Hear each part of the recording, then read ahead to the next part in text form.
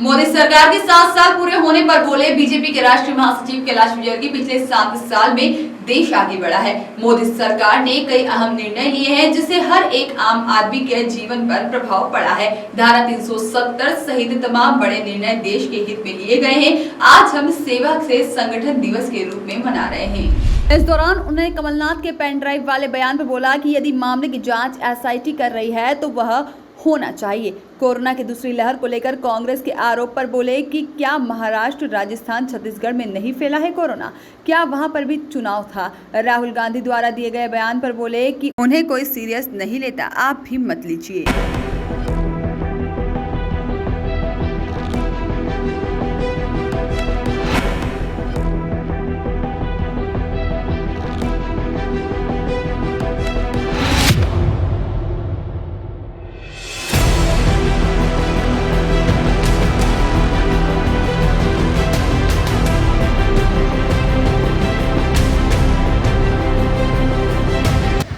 हमारे पूर्व विधायक जी ध्रुव नारायण सिंह जी,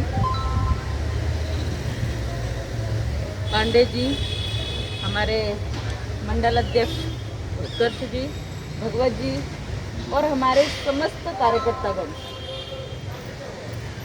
साथ में आप लोग जो आज समक्ष खड़े हैं वो एक ऐसे अवसर पर खड़े हैं कि जहां कोरोना जैसा महामारी संकट हमारे सामने आया है। ईश्वर करे ऐसा अवसर कभी ना आए कि हमारे पास खाने को ना हो, पीने को ना हो, हम अपना काम ना कर सकें, ऐसा अवसर कभी नहीं आए। परंतु यदि आ ही गया है, ये प्राकृतिक प्रकोप है, यदि ये आ गया है तो भी हम पीछे नहीं हैं सेवा कार्य में। ये भारतीय जनता पार्टी का कहना है कि सेवा ही संगठन है। हम लोग संगठन चलाते हैं, आप लोगों के लिए सेवा कार्य करते हैं, लेकिन अवसर जब ऐसा आ गया है कि आप लोगों को हम सेवा कर सकें तो इस सेवा के भाव को लेकर के हम आपके सामने आए हैं और यही हमारा संगठन है। आप सभी हमारा संगठन हो, इसलिए हम अपना समझ करके आपके साथ, आपका किसी प्रकार से कोई कमी ना हो। भोजन एक बहुत ही अन्नदान महादान ऐसा कहा जाता है, इसलिए फल वितरण, भोजन वितरण, ये सब कार्य हमारे द्वारा किए जाते हैं और आप सब हमारे हैं। भारतीय जनता पार्टी एक परिवार की तरह आपको मानती है, इसलिए आज यहाँ उपस्थित है। भाषण का समय नहीं है, परंतु फिर भी आपको बताना अनिवार्य है क्योंकि बहुत से छद्म लोग आप लोगों के बीच में आते हैं, झूठ बोल करके कुछ भी प्रचार प्रसार करते हैं और अपना स्वार्थ साध लेते हैं। आप यहाँ आए तो ये समझ करके जाइए कि भारतीय जनता पार्टी के लिए केंद्र सरकार दूसरी की सरकार संगठन आप लोग। देखिए, मोदी जी को 7 वर्ष हुए और 7 वर्ष में बहुत सारी समस्याएं भी आई और बहुत सारी समस्याओं का निराकरण भी हुआ है। यदि आप देखेंगे तो मोदी जी की सबसे बड़ी उपलब्धि है धारा 370 हटाना, सीए बिल को लाना और उसको अभी गृह मंत्री जी ने 2-3 राज्यों के जो हमारे शरणार्थी हैं उनको नागरिकता देने का निर्णय लिया।